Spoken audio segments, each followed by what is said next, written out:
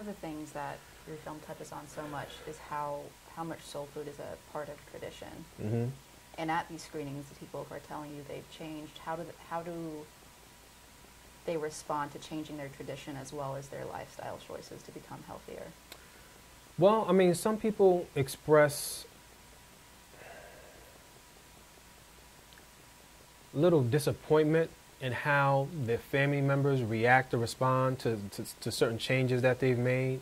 Some people feel a certain level of anxiety because they feel like they are detaching themselves from their culinary tradition and their heritage, and so there may be some conflict there.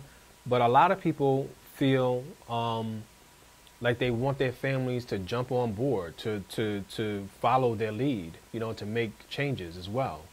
So I'm seeing a whole lot of that come up in, I'm seeing and hearing a whole lot of that come up in conversations after the film. Well, when you yourself made a change to a healthier lifestyle before making the film, how have your views on soul food and soul food culture evolved both during the process of making it and now that it's completed? I went to a soul food restaurant yesterday called Vonda's Kitchen in Newark, New Jersey. I had sauteed spinach, I had collard greens, and I had some barbecue shrimp. I still eat soul food. I don't eat it in the ways that I ate it when I was growing up. I don't eat meat. I don't eat pork. I don't eat. I eat very, very little poultry. I eat a lot of whole grains. I make smoothies and fruit juices.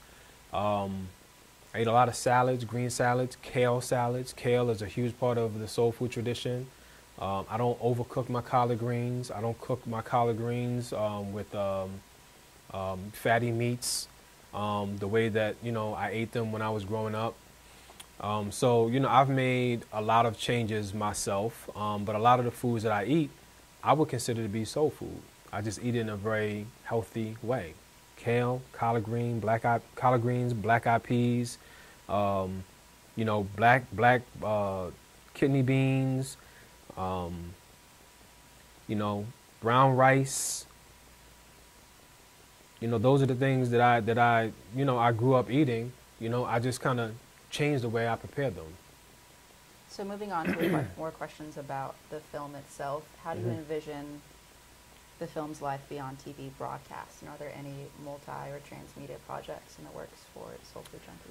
There aren't any real transmedia projects, designated specifically, but I do a lot of Facebooking and a lot of tweeting about the film and, stirring up conversations online, about the film and the screenings and that sort of thing. I mean, we have a lot of material that did not make it into, the final version of the film that will be excellent transmedia material.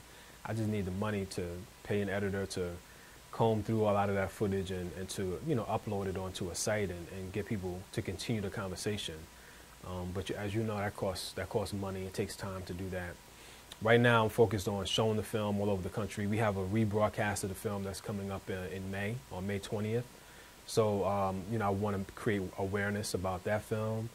And hopefully, I can raise a little more money to do some real serious transmedia stuff, so that people can lock in on the issues that we weren't able to touch on in the film.